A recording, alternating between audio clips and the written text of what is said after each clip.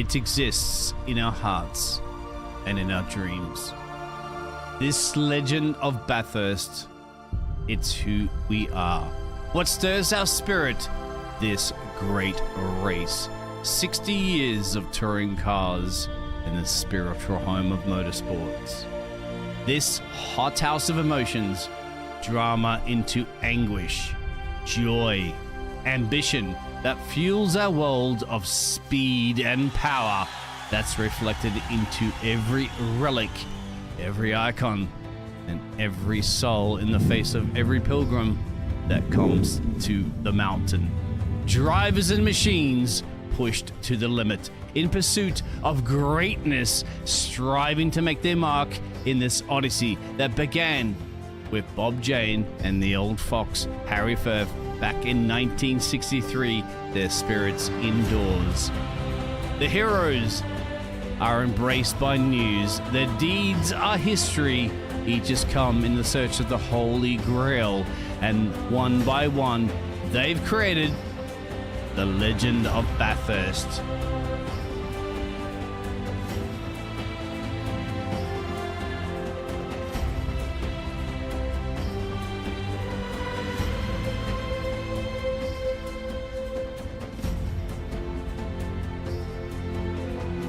Alan Moffat could be described in 3 words: dedicated, dedicated, and dedicated. A smooth, fearless driver, Canadian-born, was a 4-time winner of Bathurst, an idol to his fans that gave Ford its most famous 555, and his craggy countersense Dick Johnson became the folk hero of one of the greatest stories, and how after this bizarre accident, the Australian public rallied to help him rebuild the true Blue Falcon. Dick returned the following year with the whole nation cheering him on. The sweetest victory of all, no man has challenged the mountain as many times as Jim Richards. In 35 attempts, he climbed to the pinnacle 7 times. He was much admired by the drivers and fans, but when the partisan supporters booed him after his rain-soaked victory, let him know Larry Perkins ventured to Europe, where he drove Formula One, and this was truly at home on the mountain when Larry triumphed to his 6 memorable occasions to become a trusted mentor of the next generation of racers. One of the all-time greats of battles few men have impacted in their profession, and forcefully was the Holden's man, and he was the dominator over a span of 20 years. He won better 6 times. He was an innovative, tenacious, and an all brutal, uncompromising when of Bathurst.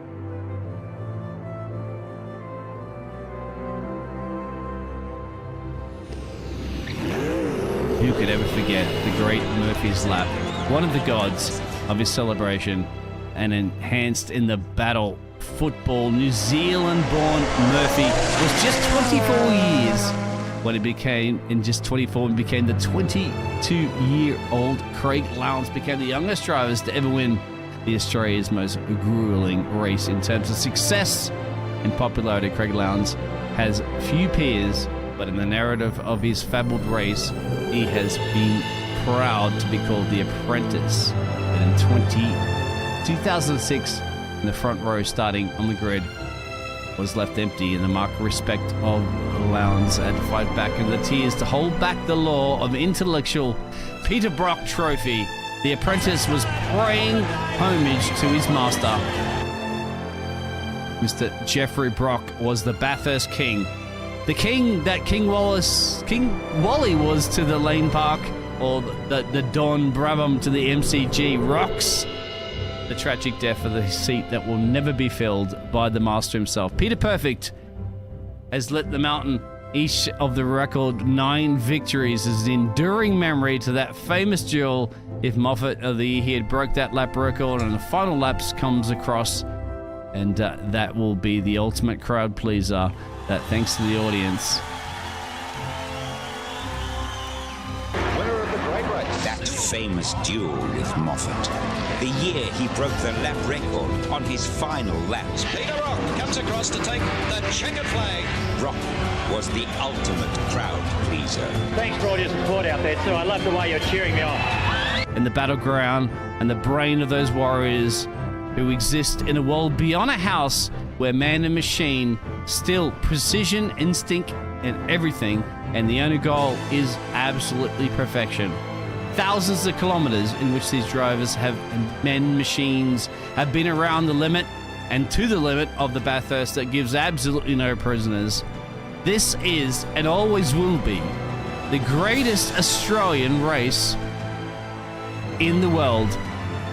And this race itself is always going to be called the Mountain, and it's always going to be called Bathurst. And the legends of all the great races throughout the years and years and years will be echoing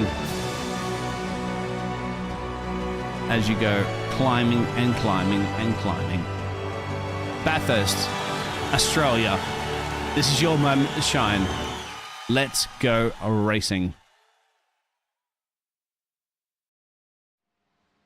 Welcome along, everybody, of course, for the Bathurst 12-hour iRacing special. Hello. Welcome, everybody. I'm Biggles, and as the song says, she just smiled and gave me a Vegemite sandwich tonight. Welcome visitors from around the world as you're going to fly into the Sydney Harbour and then head west about 3 hours drive to discover your first Vegemite taste of the salty spread of the legendary Bathurst racing track. And another cuisine served hot or cold. If you want to finish, pay the check and head home after. But it's all about the grueling laps of this fantastic classic Australian track, and they're going to do it obviously in 12 hours. 3 or 4 drivers will be attempting their way in the team. We'll be following this team here this evening of the OCE Racing League Octane. They actually have the Australian teams as well as the Kiwi, I believe, driving as well too. We'll also have as I said, 3 teams really, and at the moment I'll just be commentating the very start of this one. The race has already gone on. This is Australia's biggest race and has the best drivers around the world, so welcome along, and hope you enjoy the ride. Simultaneously broadcasted on 3 networks across there, of course the OCE Racing Network, of course the James Broadcasting Network, as well as a Twitch feed, just for a little bit of a spin in the mix at the same time. Well, currently at the moment, the team that we are following is driven by Mr. Oliver, and he is currently in P21. Nothing to fear too much about what's going to go on, because it is an endurance race. There's a lot of racing to go. It's all about strategy. It's all about battling and surviving the mountain, as well as getting those overtakes done when you need to get them done. Hello and welcome. Try to read all the chats across all the different platforms that we're streaming here this evening. You can see that lovely 88 machine and the livery. He's just making his way down into the mountain. Right on board for a little bit and get a feeling. If you've just joined us for the first time, if you're not really experienced with Mount Panorama, well, welcome aboard. Here it is. Let's ride aboard.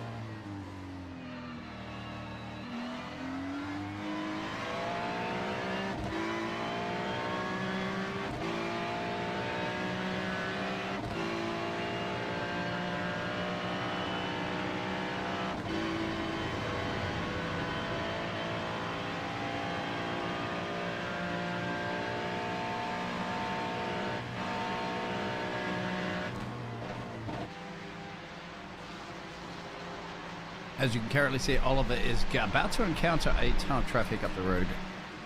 From his position, is going to be making their way into the final corner and around to start another lap of this legendary circuit. And he's got to have to really think about this right now. Concentration is the absolute key. As you're going to see the two drivers going to Hell's Corner. It is a Hell's Corner if you get it all mistaken and wrong. Get the power down early and climb your way up into the cutting. This is crucial overtaking opportunities as well as you climb all the way up the hill and back down. Not much overtaking up through the hill, not going to be recommended, of course, in an endurance race as well too. You don't want to risk it for the biscuit, as they like to say. You want to get on with it, see the checkered flag at the end. You do know what damage is going to cost you a little bit of time on pit road, but it's probably going to be inevitable at some point with most of the drivers. Australian-wide Racing Green are currently the leaders at the moment, and we, as we're running aboard here, 30 seconds down the road, as you can see on the track map. That one dot is about to go out of Forest Elbow to start down Conrod Straight, but we're currently still making our way down the mountain, as you can see at the moment. It's very crucial here for Oliver not to get into a tango with this racing team up the road there. It's piloted by Sam, but what an overtake! What an overtake! Slices and dices him through in there. Good job there for Oliver. Not easy to overtake through there for the 88 machine. And that's what the OC racing team did. So there's an opportunity. You knew at the moment the 39 machine up the road there was in a little bit of strife. Got the job done. Bingo. Not an easy place once again to overtake. And bold and brave, of course, if you get in a tangle on the mountain, that could be a lot of damage, and it's going to send you back to pit road. And those repairs are going to cost you a lap or two down, which you don't necessarily want that early in an endurance race. But that was brilliant. Down Conrod Straight, flat is 6th gear, 267 miles per hour. It goes through the chase. He'll get on the brakes at the moment, drop it down to 2nd gear, swing it over to the left, and then swing it over to the right. Another overtaking opportunity if you get close enough. Back on the power. Get into the final corner right now. Your pit lane entrance is right there, which is a tricky one. I won't need to go on there just yet. We'll have a chat to the team a little bit later on about when they're scheduling a pit stop. The team at the moment are very, very busy. They're in their channels here in the Discord, spotting, making sure that they get Oliver to get what Oliver does best, which is drive this car as fast as possible. And that overtake was absolutely amazing and brilliant. I have not seen that too often around the mountain, and I'm sure the team in their chat at the moment are really, really excited about that. Climbing all the way up and down the hill to start another adventure around the mountain. It's going to be very fun and exciting. So keep our eyes peeled on this. Lots of time to go. 11 hours and 27 minutes. We do apologize for missing the very start of the race. The time schedule was a little bit conflicted. However, this is going to be fun.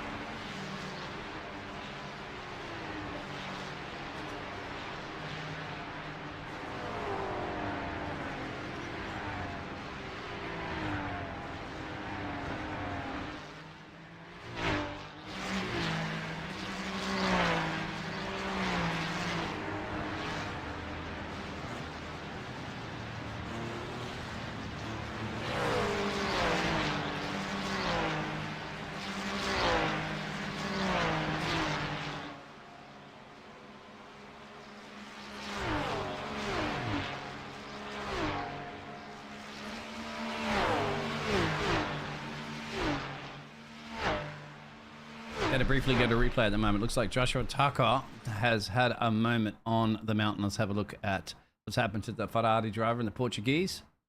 Currently running about P37. Let's have a look at the replay. This is definitely going to be a tango. Oh yes, just loses the rear and he's going to block the track. Luckily just off the racing line. He's going to have to stay for some time. Back it up. He doesn't have enough space. He's going to sit there patiently with his spotter or spotters telling him how frustrating that is to see all those cars passing by, but it's the right thing to do. You don't want to just get on that loud pedal right now and swing it out unless you have a gap there. Spotter's going to be telling him exactly when he can hit it right now. There it is. He's had to slow down actually because there's a few more cars, and unfortunately he reversed it back up there, damaged the rear wing. still, I don't know why he's reversing back at the moment. Should be swinging that steering wheel column to the left, because you want to get on a loud pedal and then get to the very left-hand side of the track. Slowly increase your speed or allow the drivers there on the racing line. And it's just so frustrating at this point because there's so much traffic to get through. And that's going to cost you a lot early in this one. There it is. So, no, don't. Oh, that was not wise at all. You could have done it probably now. And, well, the mountain punishes. And also, you need to be a little bit more clever as your team and your spotters, because that is very, very costly. Not only to him, but also costly to the other drivers, of course, that have put a lot of effort into this endurance race. And you don't want your race to be over and done with necessarily, or a lot of damage to have to endeavour early in the race. But luckily at the moment for the OCE racing team, for the Octane OCE racing team, they're good to go. Still holding on tight currently at the moment. The 88 machine of Oliver sitting in P21.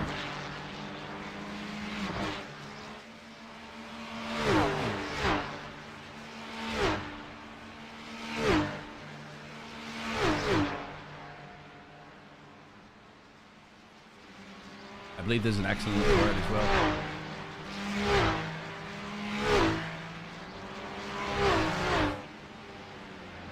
Now that would be very interesting. We're now up to P19.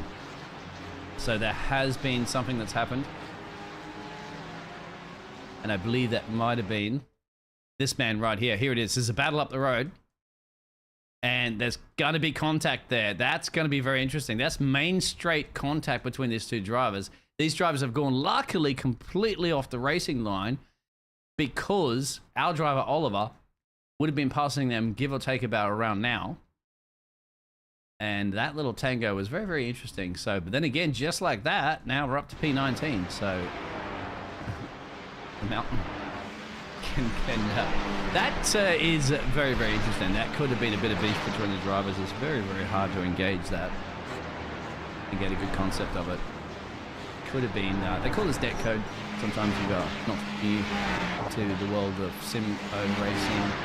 It's just a little bit of calculation and estimations of where the car's going to be placed and what sort of stuff. Because we do have a stacked grid at the moment of, currently, let me just verify that for everybody, 47 drivers in the split, which I believe is the second split. And the splits being essentially the top rated drivers in the world for this segment of iRacing. Was it a car that was already spotted around the corner? Maybe. Oliver still holding in nice and tight. The team's going to keep him nice and calm. The OCE Racing League team do a fantastic performance in endurance races, so see it pans out. Of course, they do have other two teams that are running as well too. We'll get verification from the lads about where the other cars are and what splits they're in. Can I show you one at one time? This is what we're showing currently now.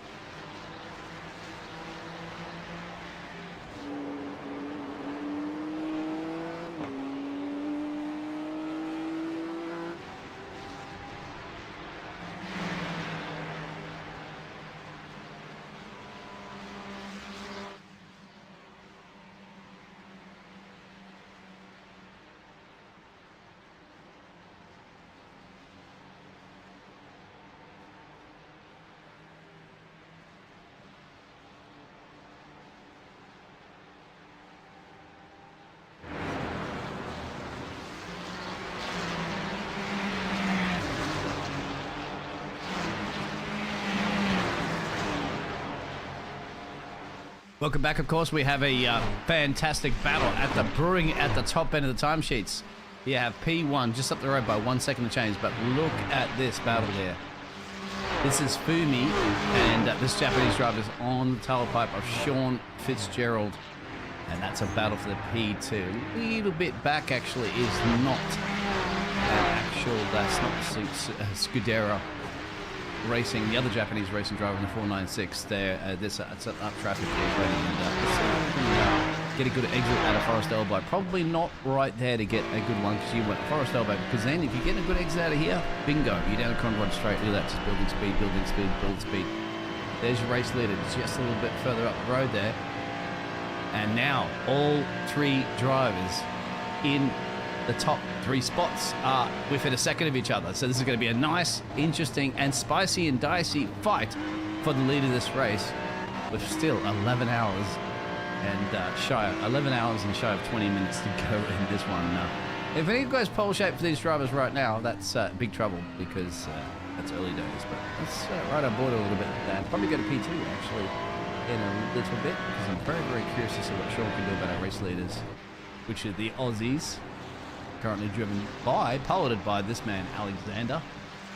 Right here, sitting in a nice, comfortable place. They did qualify in, I'm not quite sure how they qualified in the session. At the moment, they're getting one place, I'm seeing from telemetry. As Race Stream says, best track. It is.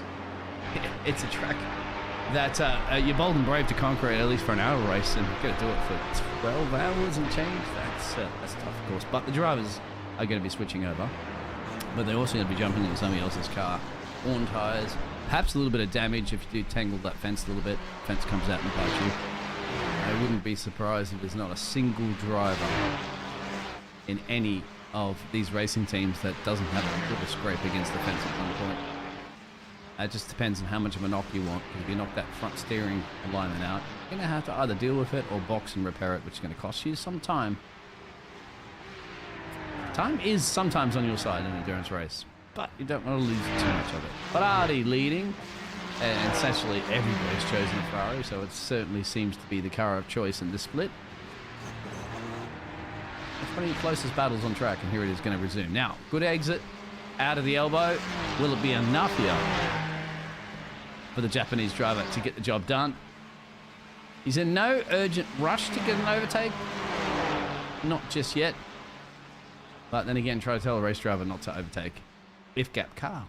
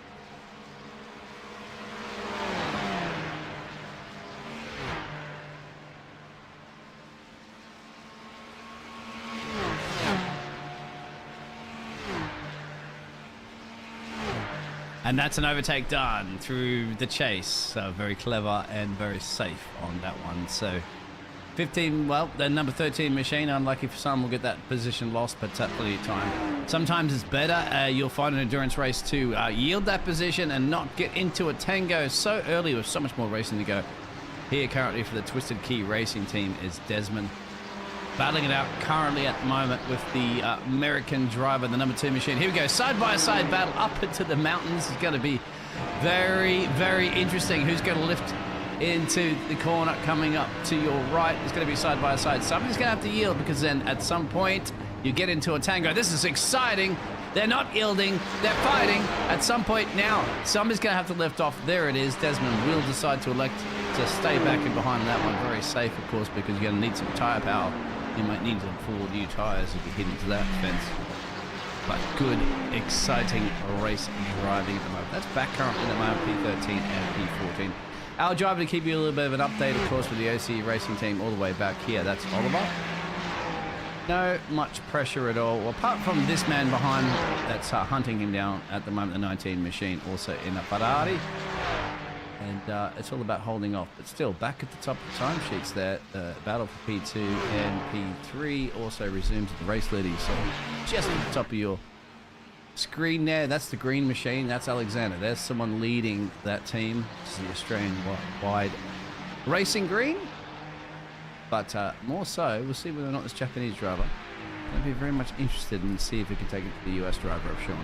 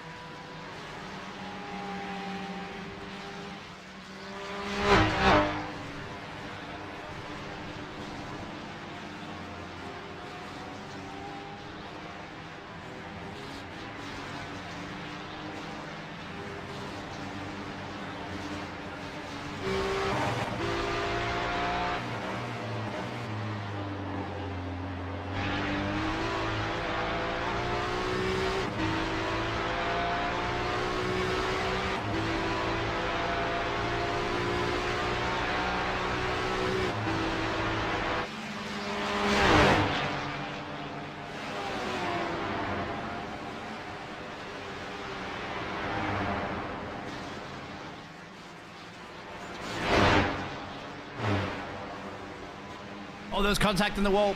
There's contact in the wall. So John got through. We'll have to look at the replay on that one, because that was spicy and dicey. That could have gone all pole shape. Let's have a look at this one a little bit more closer. There it is. There's the contact in the wall. Oliver has suffered a little bit, hopefully no damage. And of course, at that point, it's just safer to yield than that one. So John will make his way through. We'll go back and have a look at that one again, of course, because we're following this team. Very, very curious, as I will stop this for a second, as to what had happened on board there. Perhaps a little bit of mirror driving for our driver. Let's have a look. We'll go back and replay it a little bit here. I'm just having a look. A little bit too deep in the corner. Of course, that fence will come up and bite you pretty quickly. Let's have a look at full speed here. There it is. The car slides. Full steering lock, almost bingo, straight into the fence. Let's have a look as it continues on. Steering looks good. Doesn't look like a great deal of damage. Just a little bit of a paint job to the side. Continuing on to see another day. That's better be pointing in the right direction and continuing on this race. So there it is. You drop the precision back down to P20, but still way, way, way in this race. So you have a chin wagon with some of those drivers that currently are very entertained and making sure that they are spotting all their other drivers. Still, the battle up the front is getting spicy and dicey.